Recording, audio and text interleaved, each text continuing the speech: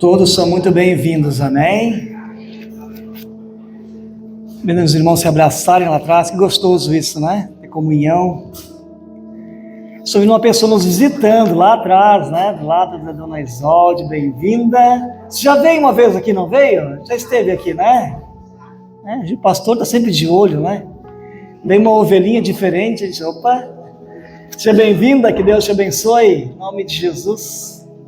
Todos são muito bem-vindos, amém? Deixe sua Bíblia aberta em Mateus capítulo 19. Mateus capítulo 19.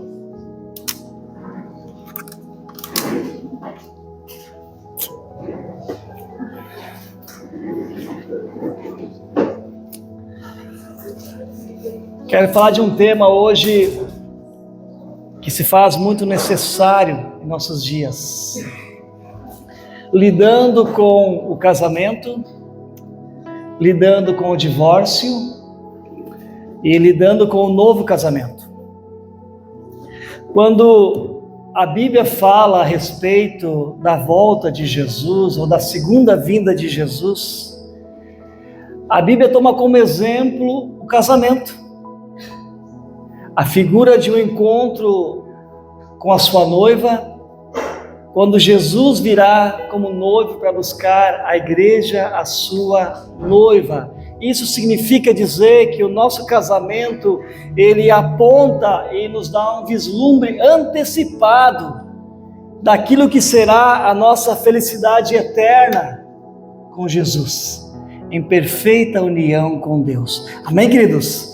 Então, aos olhos de Deus, o casamento, o relacionamento entre marido e mulher é algo muito especial. É algo muito lindo, porque Deus é quem criou o casamento, Ele é o sustentador do casamento, e Deus tem prazer em abençoar essa instituição divina, porque foi Ele realmente quem criou. E queridos, quando um casal se ama de verdade, eles têm carinho um pelo outro, eles se comprometem um com o outro, eles respeitam um o outro, eles cuidam um do outro, eles juntos vencem as dificuldades. E quando um casal se ama, não há lugar para traição. Porém, os invernos também chegam aos casamentos. E quando vem o inverno, vem também o frio, aquela frieza que se instala no relacionamento, aquela indiferença à rotina e aquilo que vai gerando, às vezes, um desgaste no relacionamento entre marido e mulher. E muitas pessoas, às vezes, na ânsia de evitar a tristeza, num anseio de se ver livre dessa situação, começam a flertar com o divórcio e acabam se metendo num problema ainda muito maior. E quando nós pensamos nesse tema hoje, queridos, se faz tão necessário falar, porque o casamento tem sido banalizado em nossos dias. O casamento tem sido motivo de piada. O divórcio tem sido tratado com muita naturalidade, a sociedade escancara as portas do divórcio. Hoje você vai num cartório e simplesmente com uma assinatura, você está divorciado. Mas vamos ver hoje o que a palavra de Deus tem a dizer a respeito desse assunto. Estamos juntos aqui? Amém? Mateus 19, do versículo 1 até o 12.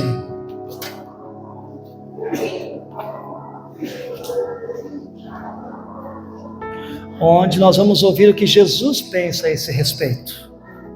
Há muitas opiniões, mas vamos ver o que Deus pensa. Vamos ver o que Jesus pensa. E depois o que Paulo também pensa. Mateus 19, versículo 1. Quando acabou de dizer essas coisas, Jesus saiu da Galileia e foi para a região da Judeia, no outro lado do Jordão. Grandes multidões o seguiam e ele as curou ali. Alguns fariseus aproximaram-se dele para pô-lo à prova e perguntaram-lhe: é permitido ao homem divorciar-se de sua mulher por qualquer motivo?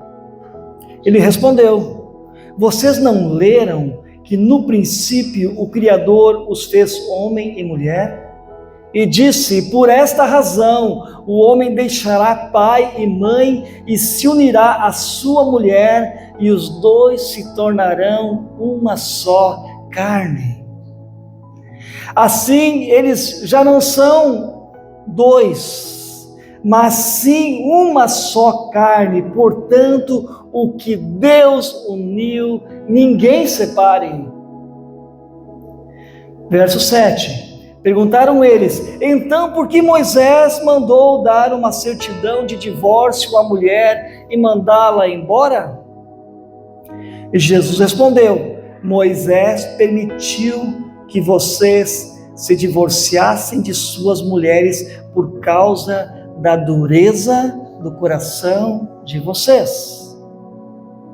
Mas não foi assim desde o princípio. Eu digo que todo aquele que se divorciar de sua mulher, exceto por imoralidade sexual, e se casar com outra mulher, estará cometendo adultério. Os discípulos lhe disseram: se esta é uma situação entre um homem e sua mulher, então é melhor não casar. Jesus respondeu: nem todos têm condições de aceitar essa palavra, somente aqueles a quem isso é dado.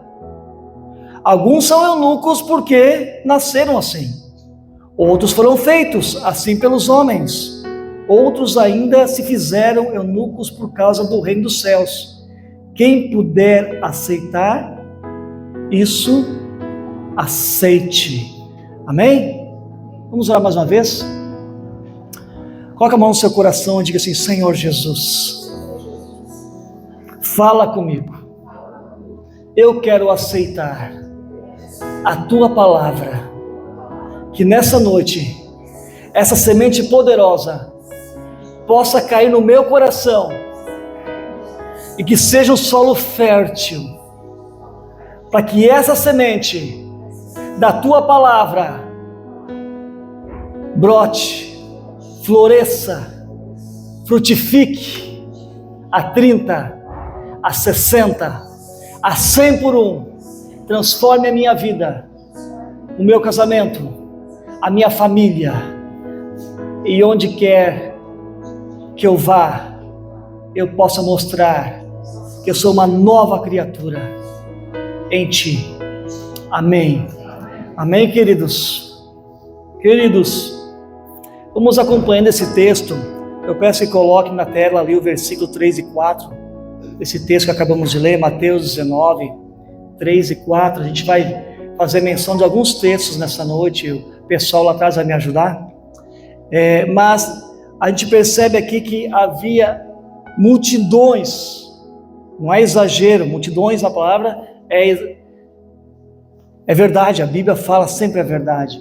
Havia um grande número de pessoas que vinham ao encontro de Jesus.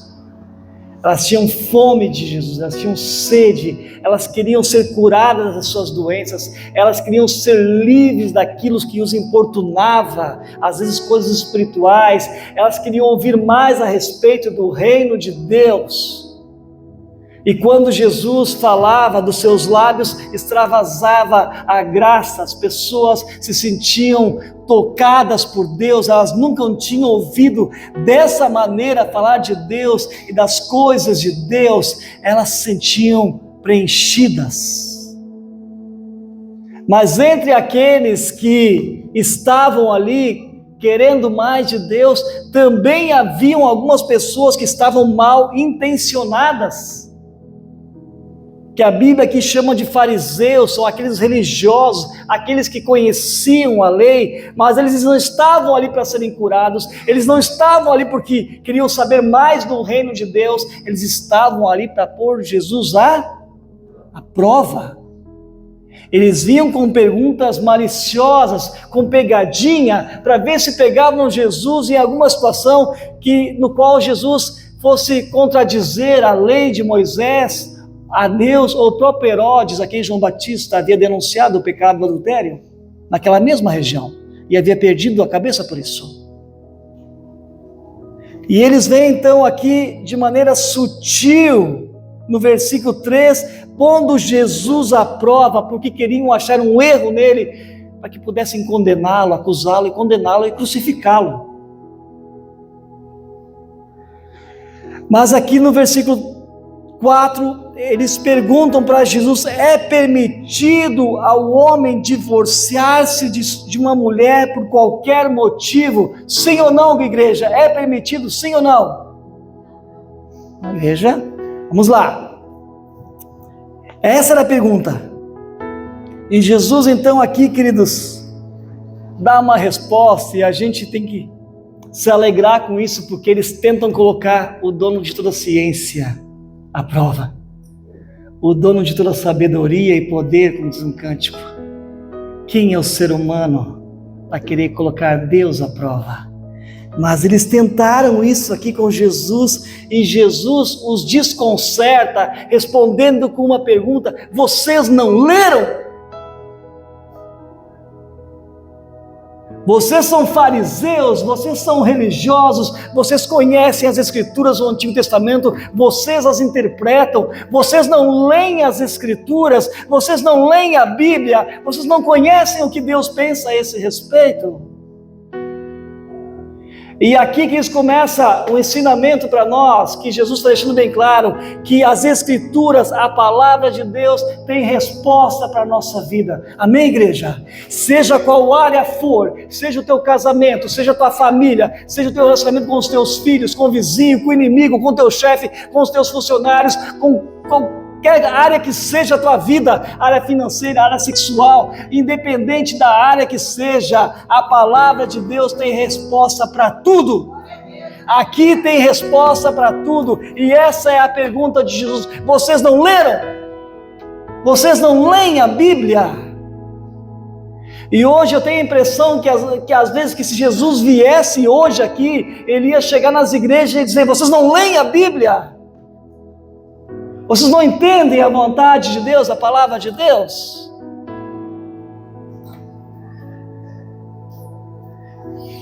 Jesus, é permitido divorciar-se?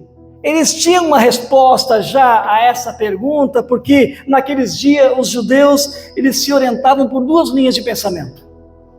Havia uma escola rabínica de Hillel e a de Shammai, não eram contemporâneos dos dias de Jesus, mas ainda se seguia essas duas linhas de interpretação da lei.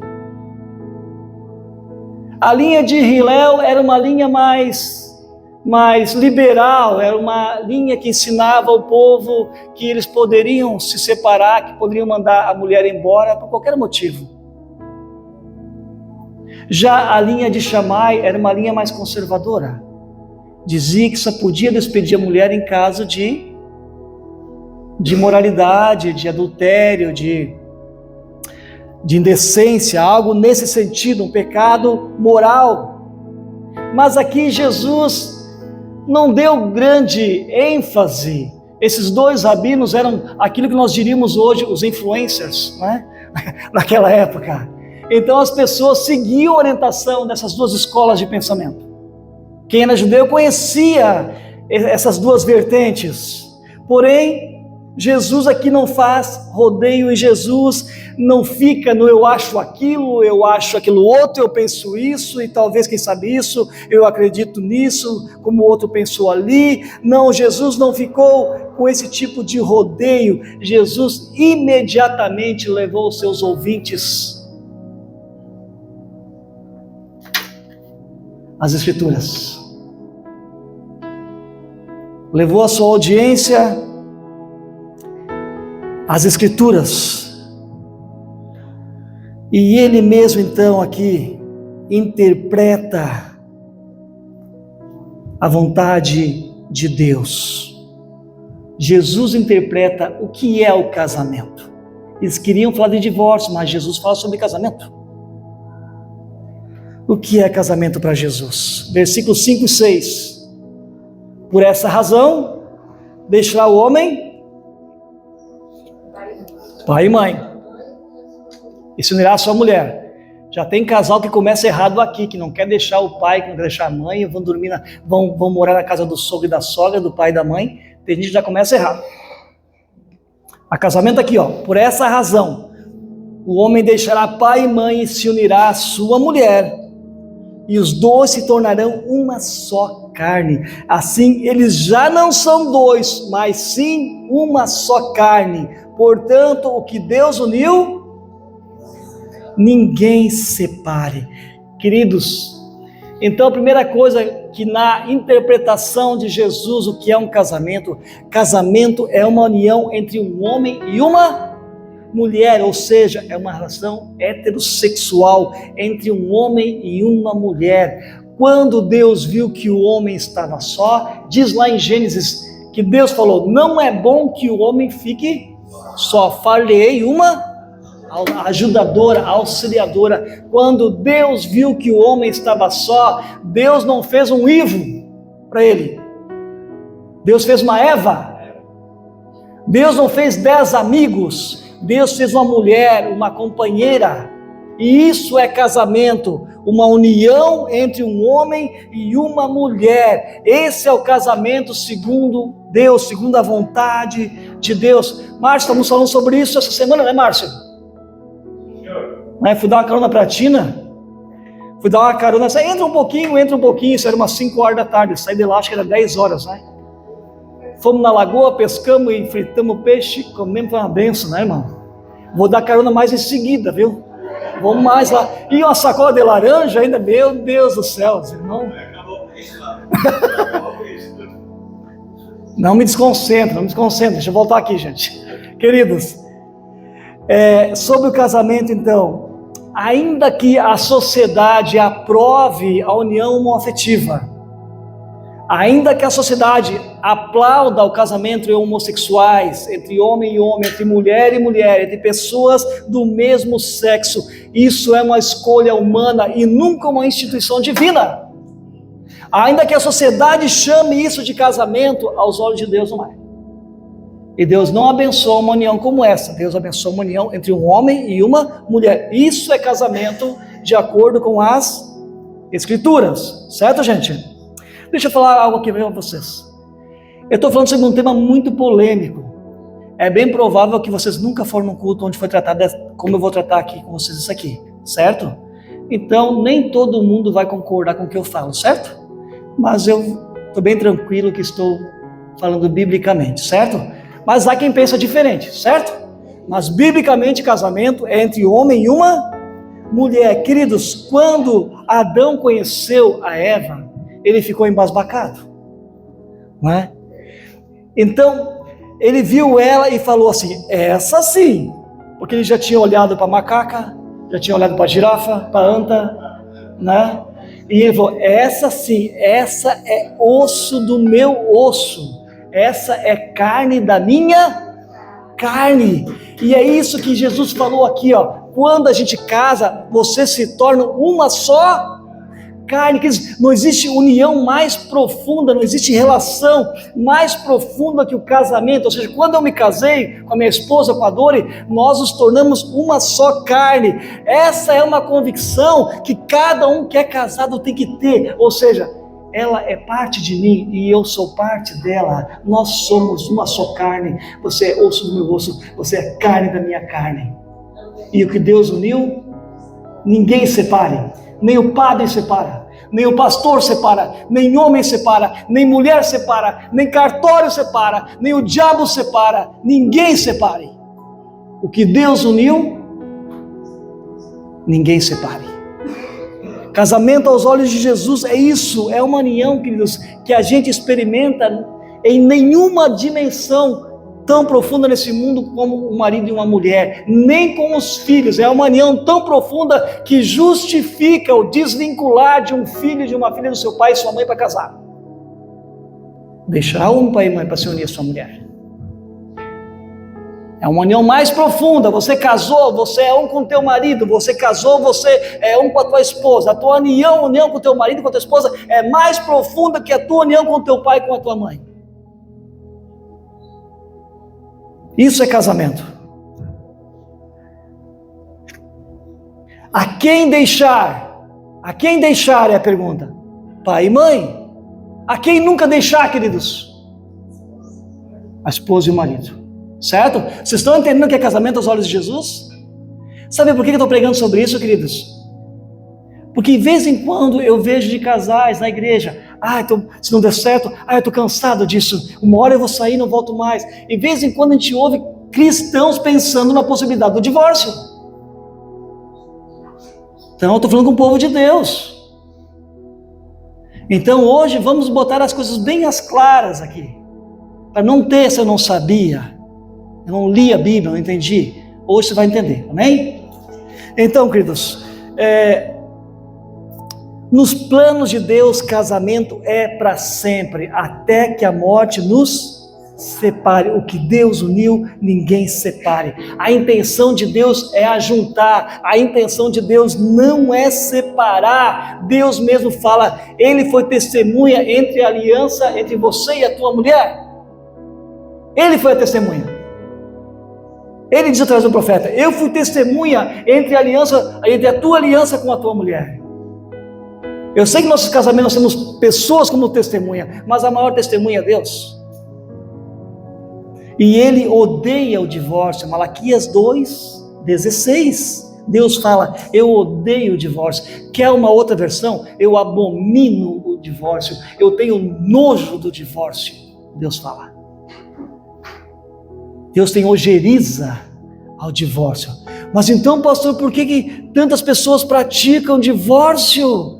Se Deus odeia tanto, que eles ou não conhecem a Deus, ou não conhecem a palavra de Deus, ou não tem temor a Deus no coração, que não obedecem, não busca a ajuda de Deus. Por que as pessoas se divorciam hoje? Quais são os motivos que as pessoas dão para se separar? Quais são as justificativas? Mas quando eu conheci ele era lindo, ele era um príncipe, sabe? Mas quando eu casei, beijei tanto ele que ele virou um sapo, deitado no sofá, barrigudo, olhando só TV, não me ouve, não ajuda nada em casa, é tudo comigo. Aí o cara disse, quando eu conheci ela era uma princesa, mas depois que eu casei dentro de casa, virou uma bruxa, briguenta, bocuda, sabe, não dá para aguentar, não dá para morar com essa mulher debaixo do teto, eu quero me separar, eu quero me divorciar. E assim as pessoas vão dando desculpas para se divorciarem. E tem um ditado chinês que diz assim, antes de casar, abra o olho, e depois de casar, feche os olhos. Sabe por quê? Porque tem gente que faz o contrário. Sabe, no namoro fecha os olhos, né? E fica só apaixonado, sabe? O cara é tudo errado, todo desonesto, sabe? Trata mal a mãe, trata as pessoas, sabe? Não paga as contas, não gosta de trabalhar, e ela está apaixonada, como ele é lindo, aqueles olhos verdes dele, sabe? Ela está apaixonada, ela fecha os olhos, e depois que casa, abre os olhos e vê o que ela botou dentro de casa, o que ela arrumou para a cabeça para o resto da vida. Aí diz, não, mas não era isso que eu imaginava, não era isso que eu esperava. Então, queridos, o tempo de namoro é para quê? Para você conhecer a pessoa. E não é conhecer sexualmente, que isso é para o casamento, isso é intimidade física.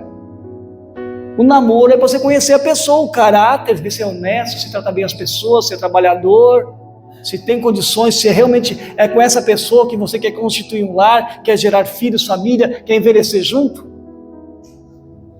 O namoro é para isso.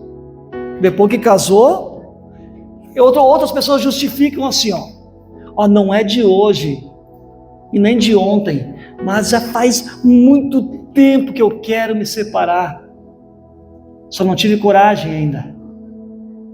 Já ouviu isso? Eu não aguento mais essa pessoa, porque ele nunca está... Se eu falar ele ou ela, tanto faz, tá, queridos? Mas, tomar como exemplo aqui. Ele nunca reconhece os erros dele, ele está sempre certo, ele é o único certo. Nunca pede perdão. Ele sempre me magoa. Sabe, eu falo com ele, eu quero buscar ajuda, ele não quer buscar ajuda, não aceita ajuda de ninguém, e ainda diz para mim assim, quando você me conheceu eu era assim, então você me aceitou assim, eu sou assim, sempre fui assim, e não vou mudar. Essas são as justificativas. Ele mente, não pede desculpa, não me ouve, eu quero me divorciar. Aí tem pessoas que dizem assim também, não pastor, mas quando eu casei, eu era muito novo, eu era muito nova. Eu nem sabia o que era casamento. Eu era muito nova. Meus pais foram contra o meu casamento. Mas eu não ouvi o conselho dos meus pais. Deus não abençoou meu casamento? Queridos, ainda que você tenha sido imaturo quando você casou, ainda que seus pais tenham sido contra, Deus foi testemunha da aliança que você fez com o teu cônjuge. Se você fez o voto, você casou. Que o que casa, irmãos, não é a cerimônia. As pessoas se preocupam muito com a festa, com as flores, com as fotos, a filmagem, o cardápio, a roupa, mas o que nos casa, o que nos conecta um com o outro e com Deus é os votos que nós fazemos. É as promessas que nós fizemos. Essa é a aliança, esse é o cordão de 3 dobras. Unido um ao outro com o Senhor, em eternos laços de fidelidade, de amor, de respeito, até que a morte os separe. Então, aos olhos de Deus, regra geral, não existe divórcio, não existe separação. Deus odeia o divórcio.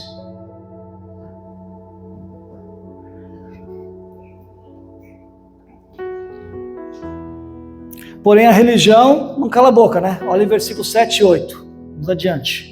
Verso 7 e 8.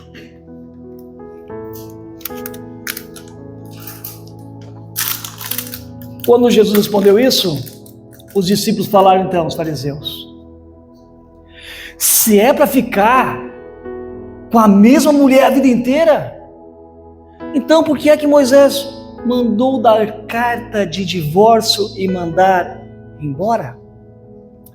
E Jesus já pegou a pegadinha deles aqui.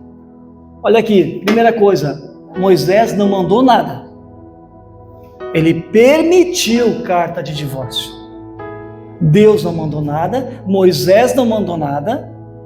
Ele permitiu a carta de divórcio, ele regulamentou o divórcio, que já era uma prática nos dias de Moisés, e por isso ele regulamentou essa prática. Por causa do quê?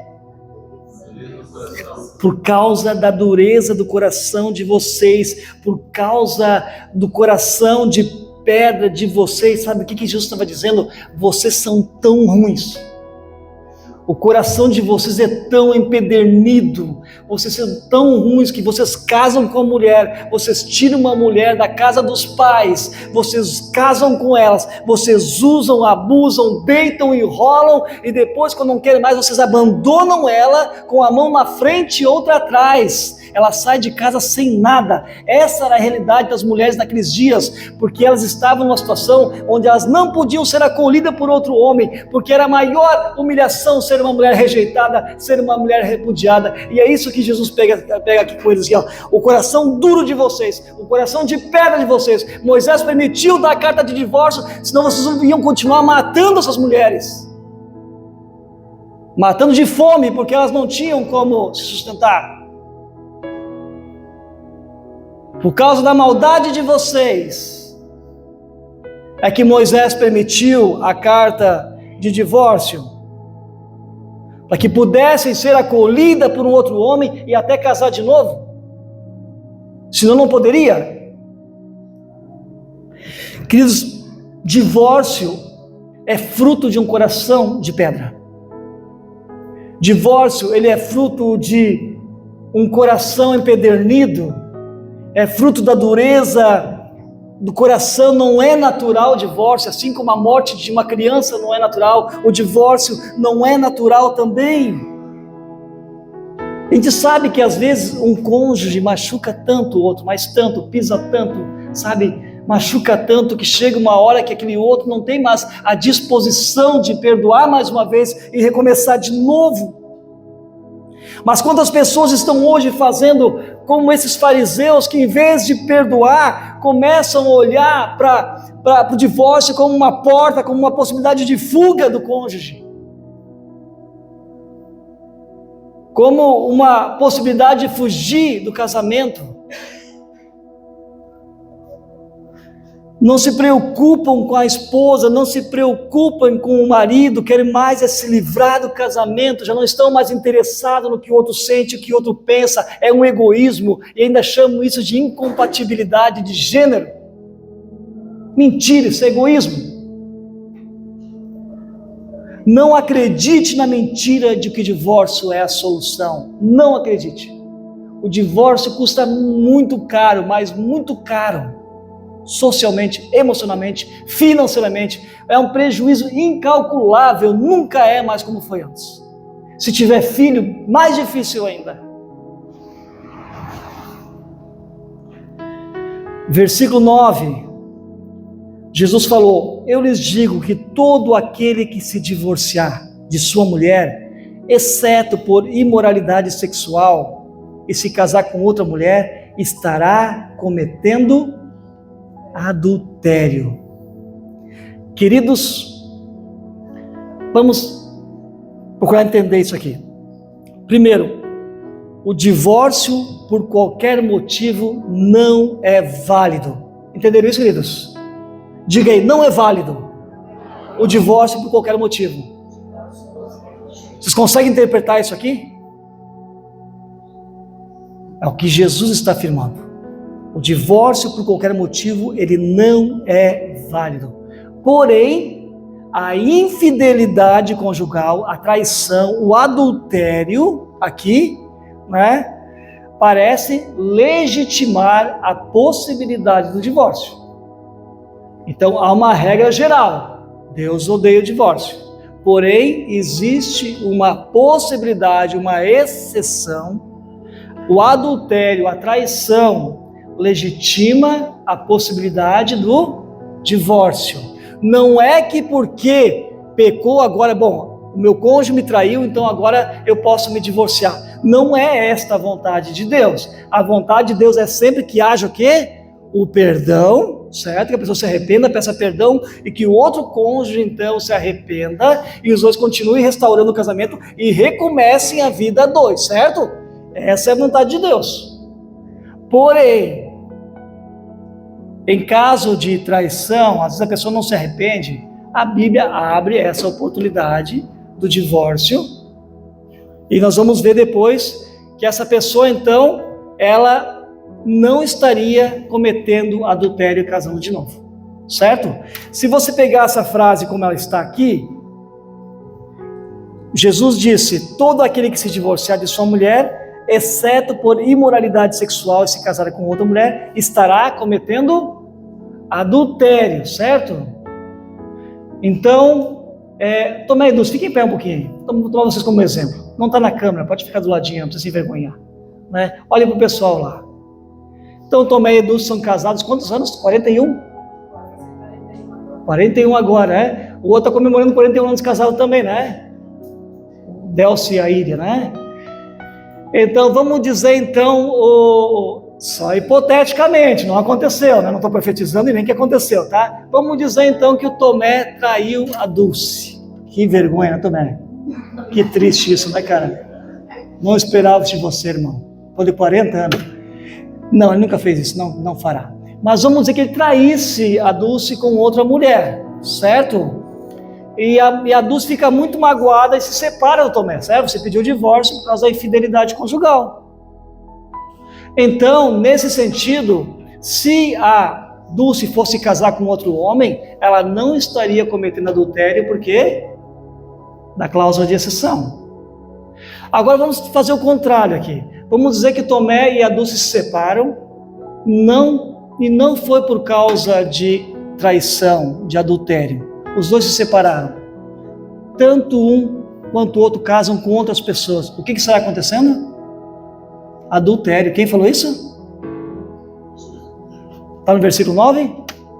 Então, se vocês se separarem e casarem com outra pessoa, se não for por adultério no caso de vocês estarão adulterando, e essa pessoa com quem vocês casarem estarão adulterando também.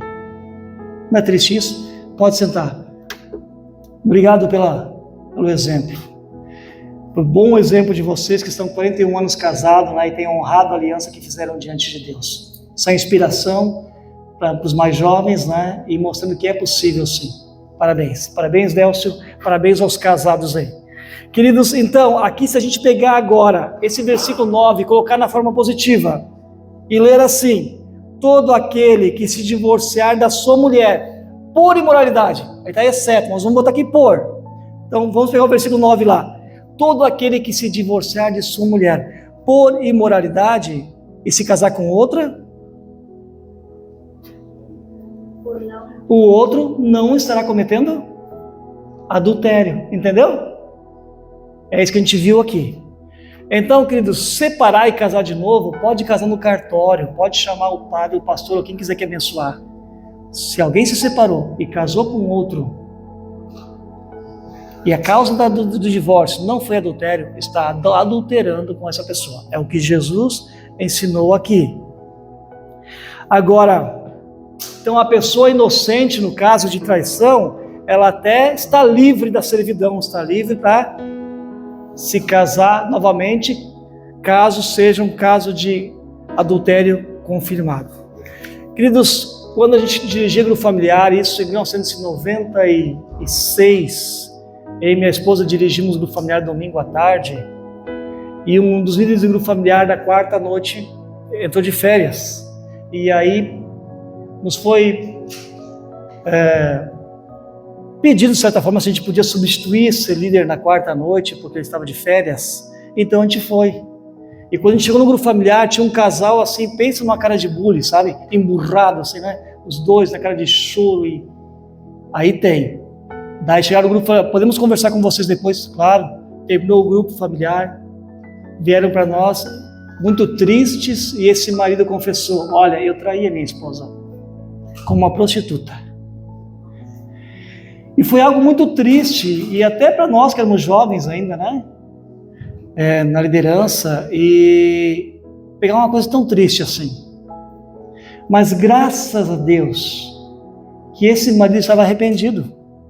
Ele pecou, errou, mas se arrependeu, ele pediu perdão para a esposa, e nós conversamos com esse casal, e a esposa estava disposta a perdoar, e o perdoou. Isso é louvável. Mesmo sofrendo, mesmo muito triste, mesmo misto de sentimentos de dor, de ira, ela conseguiu perdoar e eles permaneceram casados. Então, ela segundo nós vimos a cláusula de exceção, ela teria legitimidade se quisesse o divórcio, mas não quer dizer que precisa. Amém, queridos? Não quer dizer que precisa. Ainda que haja traição, e mesmo que haja legitimidade para o divórcio, não é que precisa. Pode perdoar, pode restaurar. Deus pode abençoar novamente esse casamento. Amém?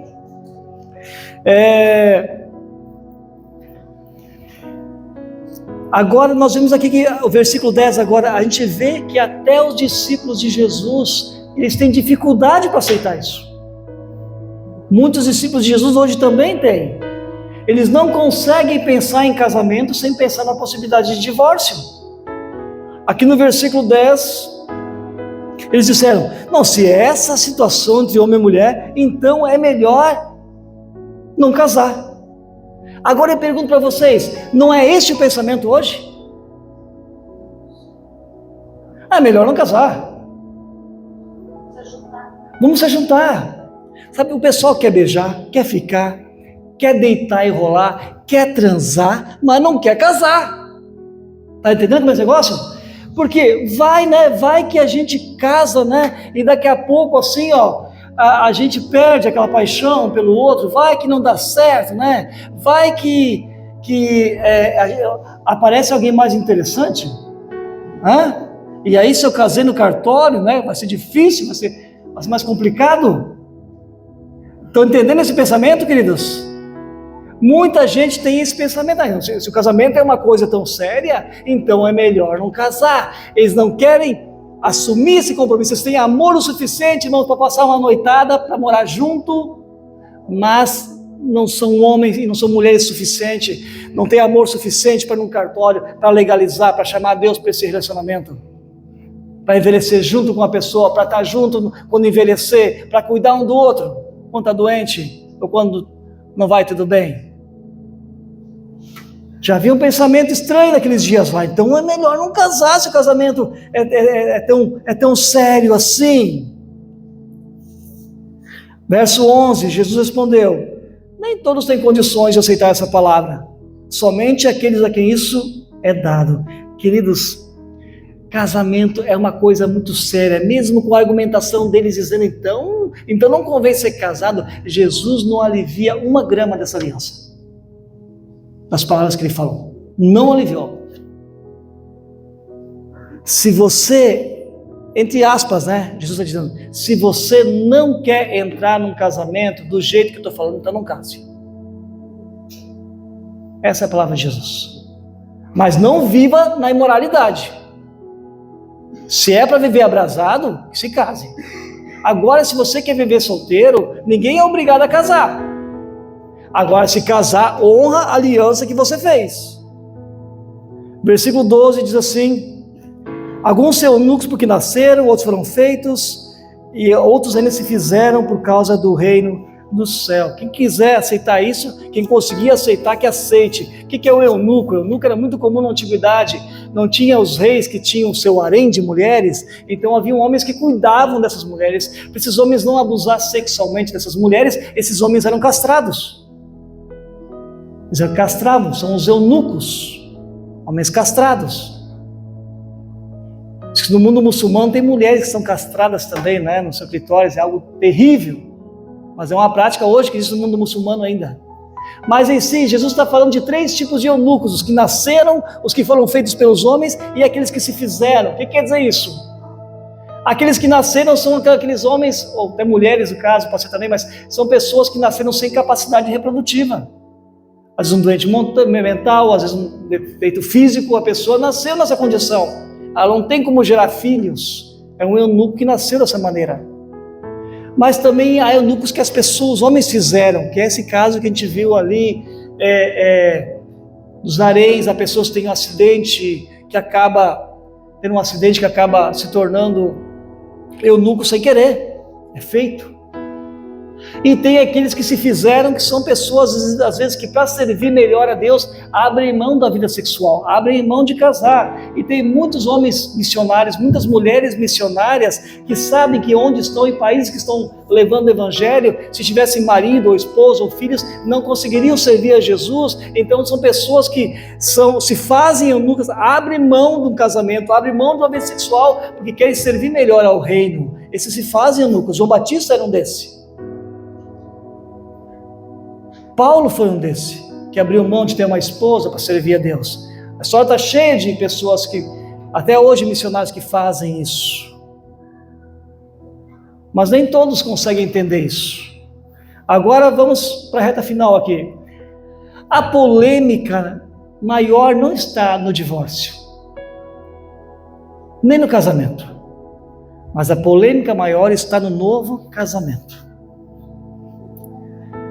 Então vamos entender aqui para essa reta final. Em que caso a Bíblia permite um novo casamento?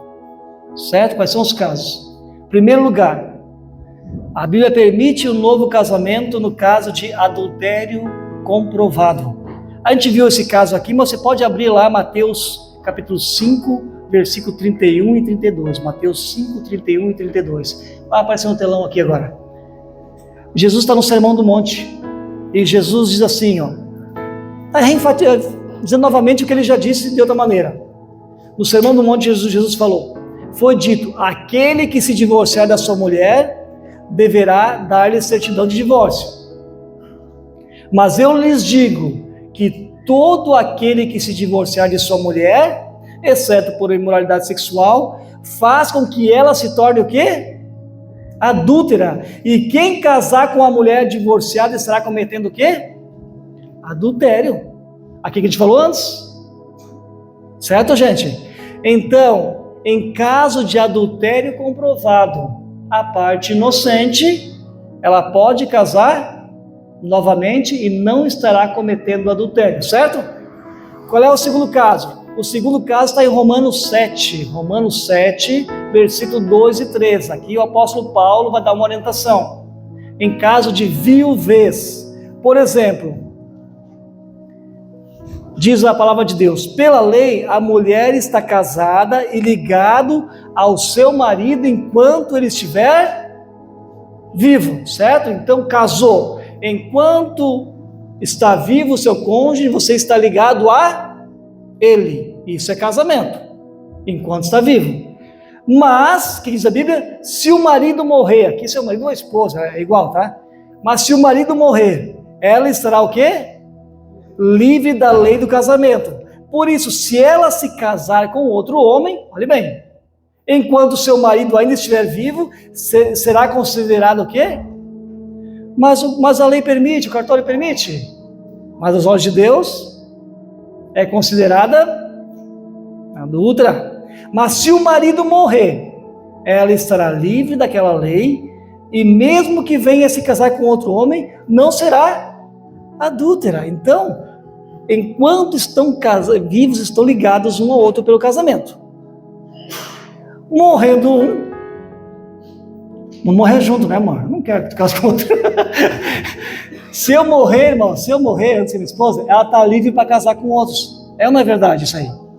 Outro, né? Outro. Bem claro. Não vai acontecer, Jesus vai voltar e vai arrebatar nós dois juntos, né? De mão dada ainda. Queridos, mas legalmente é isso. Se eu viesse a falecer, a minha esposa, ela viúva, ela poderia ou não poderia casar com outro homem? Poderia e não estaria adulterando. Mas com eu vivo, se ela casasse com outro homem, estaria... Está claro isso, irmãos? Eu sei que eu estou meio assim, falando assim, porque tem tanta confusão nisso. Tem tanta confusão nisso aqui, gente. Tem tanta gente casando, descasando e recasando e amontoando. Tem tanta coisa. E no meio evangélico, e pastor, e pastora, né? Tem cada coisa acontecendo assim que... Vamos para a Bíblia, né? Vamos para a Bíblia. Certo, então? Novo casamento, em caso de adultério comprovado, em caso de viuvez, e aqui, vamos abrir 1 Coríntios 7,39 ainda. 1 Coríntios 7,39. A mulher está ligada ao seu marido enquanto ele viver, mas se o marido morrer, ela estará livre para se casar com quem quiser, contanto que ele pertença ao Senhor. Se eu morrer e minha esposa quiser casar com outro homem, ela pode? Mas ele não é cristão, ela pode casar com ele? E se ele for cristão, ela pode? Estão entendendo isso, irmãos? Que Deus é contra o namoro misto, que Deus é contra o casamento misto? Então está cheio de gente, às vezes, que não encontra uma pessoa cristã e vai lá no mundo procurar uma pessoa não cristã para casar. Ah, mas ele é tão lindo, ele é tão bom, só não tem Jesus. Eu vou evangelizar ele. Tem tudo, só não tem Jesus. Ela é linda, linda, querida, amorosa, só não tem Jesus. Não, irmãos. Errado. Sabe, então, irmãos, só pode casar com cônjuge, irmão. Você sabe, se a pessoa morrer, e só não faz aquela oração do marido sem vergonha. Conhece aquela oração do marido sem vergonha? Senhor, eu amo a minha esposa, mas o Senhor ama mais ela do que eu. Leva ela, Jesus. Leva ela, Senhor. Isso é sem vergonhice. Deus conhece a motivação do coração. Não vai levar. E queridos, em terceiro lugar, então, novo casamento. No caso de abandono do lar. 1 Coríntios capítulo 7, versículo 12 e 15. O apóstolo Paulo aqui, ele abre uma exceção aqui, dizendo o seguinte... 1 Coríntios capítulo 7, versículo 12 ao 15. Aos outros, eu mesmo digo isso, e não o Senhor. Se um irmão tem uma mulher descrente, e ela se dispõe a viver com ele, o que ele tem que fazer? Não se divorcie. Vem cá, Tomé e Dulce, vou usar vocês de novo hoje, vocês estão tão queridinhos. Vem cá, de novo aqui na frente. É porque quando a gente simplifica é mais fácil de entender, né?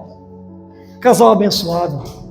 Se fosse um dodói eu não ia chamar, mas eu sei que vocês não vão se ofender. Queridos, vamos dizer que o Tomé e a Dulce vieram aqui para a igreja hoje, certo? E aí eles ouviram do evangelho, né? E a Dulce se converteu e o Tomé não. Certo? Aí eles voltam para casa. Um é crente e o outro é descrente. Mas o Tomé diz assim para a Dulce: olha, Dulce, achei legal a igreja tudo, né? Acho que tomou tua decisão, tu que sabe o que é a tua vida, tu acha importante para ti. Pode continuar, mas para mim, eu não sinto vontade de ir, não quero mais ir nessa igreja, mas se quiser ir, tudo bem. O que a Bíblia diz aqui? Se ele consente que você vá na igreja, fique firme com Jesus, continue com ele, não se divorcie dele. Certo? É o que a Bíblia diz para ti. Não se divorcie dele. Agora eu vou ler mais adiante aqui, ó. Vou ler desde o começo, ó. Se um irmão tem uma mulher, está ao contrário, depois vai mudar isso aqui. Se um irmão tem uma mulher descrente e ela se dispõe a conviver com ele, não se divorcie dela. E se uma mulher tem um marido descrente, no caso aqui do exemplo, e ele se dispõe a viver com ela, não se divorcie dele. É isso que a Bíblia está ensinando aqui. Agora, pois o marido descrente é santificado por meio da mulher, e a mulher descrente é santificada por meio do marido, se assim não fosse, seus filhos seriam puros, mas agora são santos. Então está dizendo assim, ó, o fato dele consentir que ela venha na igreja, mesmo ele não sendo crente, ela vai continuar orando pelo marido, certo? Ela vai continuar congregando, ela vai continuar na hora, Senhor, converte o coração do Tomé, Deus, transforma ele, sabe? Eu quero ele servir ao Senhor com ele, eu quero ver ele comigo na igreja. Ela vai ficando orando por ele e vai pelo seu bom procedimento para ganhar o marido. Ela não vai ficar o tempo todo pregando o evangelho para ele, obrigando ele, mas ela vai ser uma esposa mais querida. Depois que conheceu a Jesus, ela ficou mais amorosa, cuidou mais dele, e quando vê ele pode se converter. Não é isso que acontece muitas vezes? Mas vamos pensar no outro caso. Vamos pensar que ela se converteu e o Tomé agora ficou doido, né? Chega domingo de tarde, a mulher some de casa, vai para a igreja, não vê a mulher, ele fica lá olhando o jogo sozinho, antes a mulher estava com ele. E ele fica indignado assim, ó, eu não quero mais que tu vá na igreja. Eu te proíbo aí nessa igreja, eu te proíbo você continuar com essa tua fé. O que ela tem que fazer? E aí ele diz para ela assim, ó, ou agora você escolhe, ou a tua igreja, ou o teu Deus, ou a tua fé, ou eu. Porque senão eu vou embora. O que a Bíblia manda fazer? Tchau e bênção, querido. Deixa-o ir embora. Deixa. Há um princípio lá em Atos, é melhor obedecer a Deus do que aos homens. Olha o que diz o texto aqui.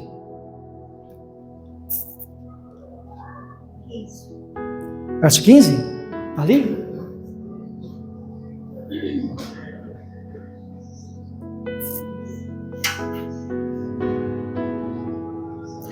Todavia, se o descrente separar-se, que se separe. O descrente, se ele quer ir embora, tchau, querido. Eu não queria, eu queria que se convertesse e ficasse. Mas eu não vou deixar de servir a Deus. Eu não vou deixar de congregar. Eu não vou deixar de ir para o céu por tua causa. Essa que é a questão aqui. A salvação é algo pessoal. Por isso Jesus fala dos seguidores que não deixarem pai e mãe por causa de mim, não é digno de mim. Num outro contexto. Então, no caso, se o Tomé te bota nessa situação, ou você, ou eu, ou Jesus, se não vou embora e vai embora, o apóstolo Paulo apresenta isso como uma situação de abandono, ele te abandonou, então você está livre da servidão, do compromisso do casamento em relação a ele. Então se abre essa possibilidade de um novo casamento. Entenderam isso? Muito obrigado por, mais uma vez, exemplificar. Palmas para eles aqui, queridos. E respira que não foi você de exemplo essa vez, né? Mas vai ter mais oportunidade, não se preocupe. Queridos, vamos adiante. É claro que essa questão do abandono do lar, há controvérsias em relação a isso. E a palavra que os pastores usam de maneira geral é: cada caso é um caso. Porque, irmãos, aqui, presta atenção nisso, a grande maioria dos pastores, dos teólogos e dos intérpretes entendem que abandono, aqui no caso, vai muito além desse simplesmente fato que nós exemplificamos aqui. Mas eles apontam, por exemplo, uma violência doméstica como um abandono também. A maioria hoje dos pastores entendem dessa maneira, que quando há violência doméstica, e geralmente é por parte do homem, esse tipo de atitude agressiva configura-se por si só um abandono, porque o homem que faz isso já abandonou tudo aquilo que é um casamento, em sua essência e sentido. Então, mesmo que estejam debaixo de um mesmo lar e o marido está abusando da esposa, está batendo nela, ele já a abandonou faz muito tempo. E nesse sentido, irmãos, isso também se configura como uma forma de abandono. Então, esta mulher também está livre da servidão desse marido. Que nenhuma esposa, marido também, né? Porque a lei de Maria da Penha é para todos, mas nenhuma mulher precisa se submeter ao marido que a ameaça de morte, que a agride fisicamente, verbalmente. Nenhuma mulher é obrigada a ficar num casamento assim.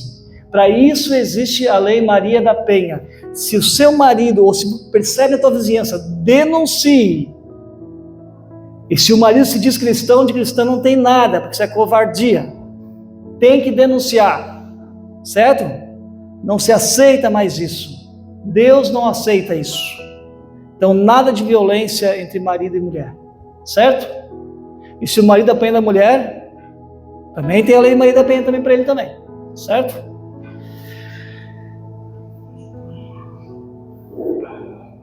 Essa questão, queridos, da violência doméstica, eu falo disso, sabe por quê? Com tanta ênfase. Eu sei que tem gente que talvez se sinta doído ou não concorde comigo, mas eu sou fruto de um lar assim.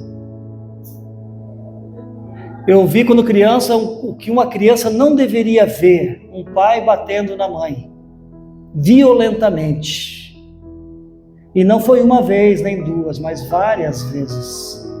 Então eu cresci num lar que, quando criança de 5, 6, 7 anos, nós fugimos madrugada, campo afora, para casa de vó, de parente, porque o pai estava quebrando tudo com facão e batendo na minha mãe, em todo mundo. Então nós fugimos tantas vezes. Eu tenho hoje, apesar de ter 5, 6, 7 anos naquela época, eu me lembro disso até hoje, com mais de 50 anos. E uma vez nós fugimos e nunca mais voltamos. Nunca mais voltamos. A minha mãe poderia casar de novo se quisesse. 3 filhos pequenos, o marido a agredia, batia nela vergonhosamente. Mas ela optou por não casar.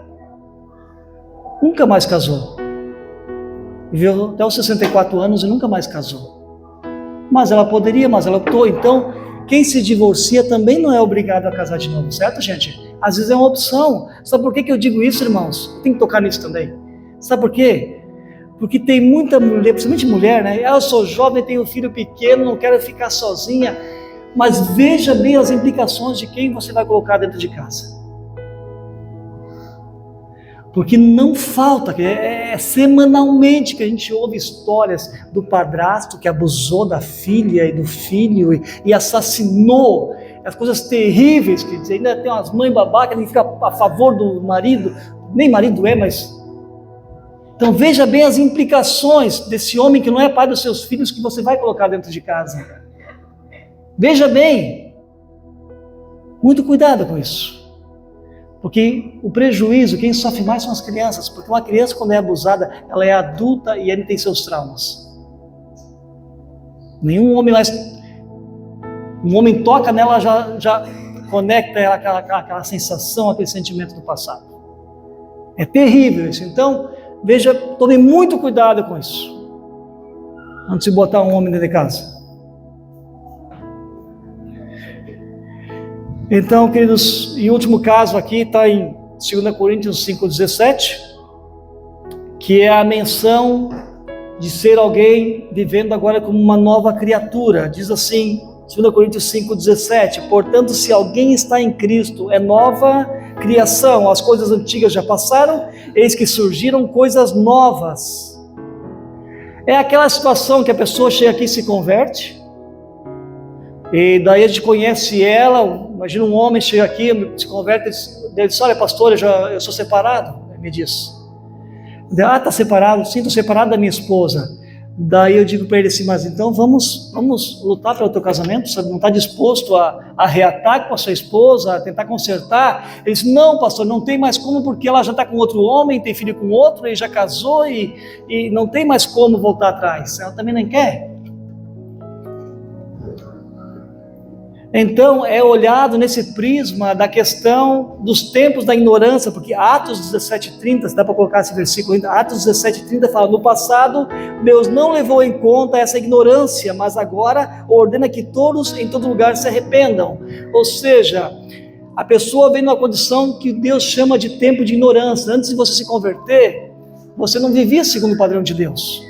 São tempos de ignorância. Então você fez muitas coisas erradas, mas que Cristo perdoou. Agora você é uma nova criatura, agora você não vai mais viver nos pecados que você cometia antes, agora você vai fazer tudo certo. Então se você casar agora, você pode casar, mas vai ser fiel até o final da tua vida. Certo? Estão entendendo isso?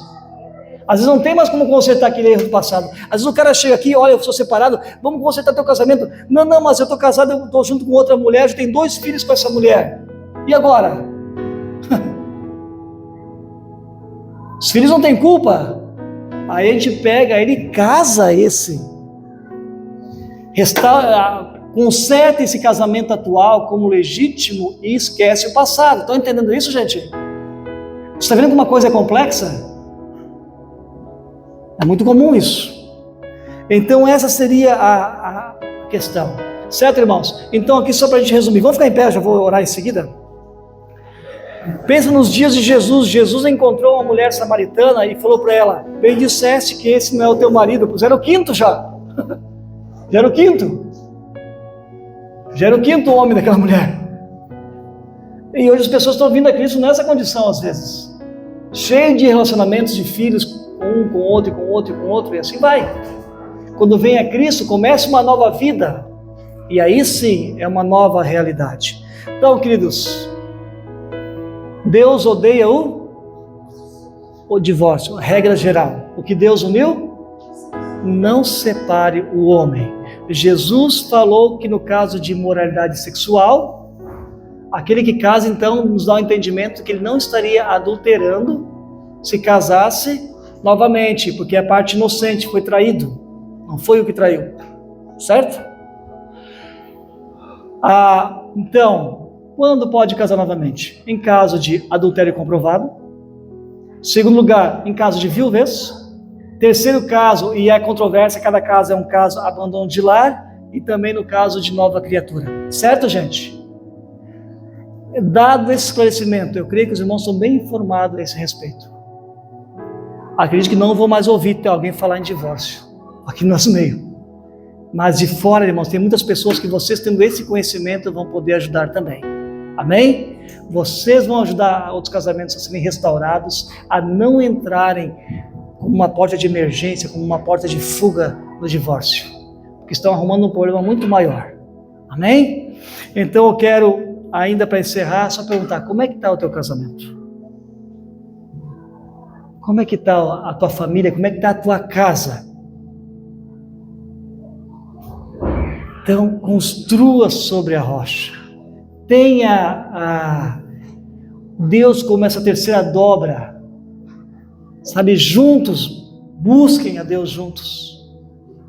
Sabe, conversem sobre os relacionamentos, reafirmem a aliança com Deus, renovem a aliança um com o outro. Cuidem um do outro, reafirmem, rasguem do dicionário de vocês a palavra divórcio.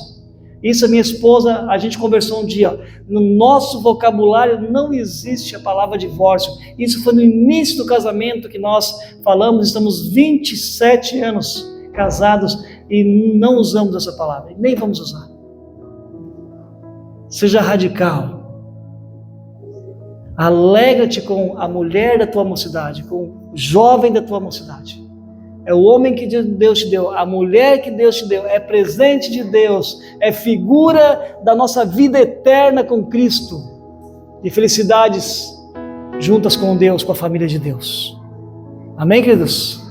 Então, quero orar por você, quero orar pelo seu casamento, quero encerrar esse momento orando por isso, né? Porque eu sei que casamentos saudáveis são famílias saudáveis, e famílias saudáveis fazem uma igreja ser saudável.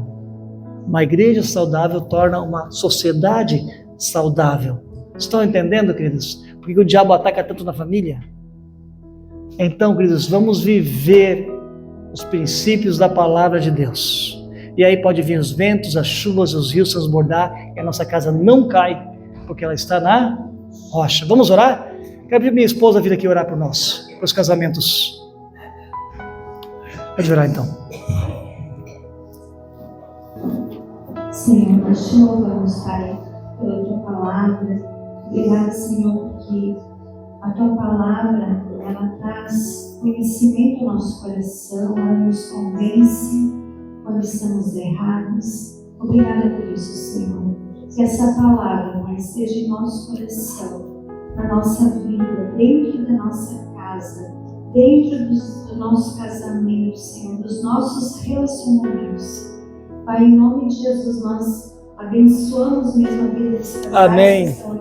Em nome de Jesus. Senhor, guarde. Casamentos abençoados. Senhor, cada casamento, cada relacionamento, Senhor, que tu foste testemunha. Amém. Deus, em nome de Jesus, nós abençoamos essa palavra. Sim, Senhor. E que cada casal possa viver a plenitude do amor, da comunhão, da fidelidade e do amor ao Senhor. Deus, se tem algum relacionamento aqui que está começando a rachar, que o Senhor venha. Restaura, Senhor. Em nome de Jesus. Vem transformar, vem limpar, vem purificar, Senhor, com a tua palavra. Amém. Deus, que a tua palavra, ela nos limpa, ela nos purifica. Aleluia. Ela nos torna novas criaturas. Amém. Senhor, nós abençoamos cada casal. Amém. Cada futuro casal. Amém. Que ainda estão num relacionamento, conhecendo o Senhor. Sim, A Deus. sua futura esposa, o seu futuro esposo. Deus, que o Senhor abençoe, Pai, e que esteja firmado nessa palavra, de que o Senhor odeia o divórcio e de que o Senhor é testemunha no dia em que nós dizemos Senhor, Pai. Nós te agradecemos, Pai, por essa palavra e te louvamos em nome de Jesus. Amém. Amém.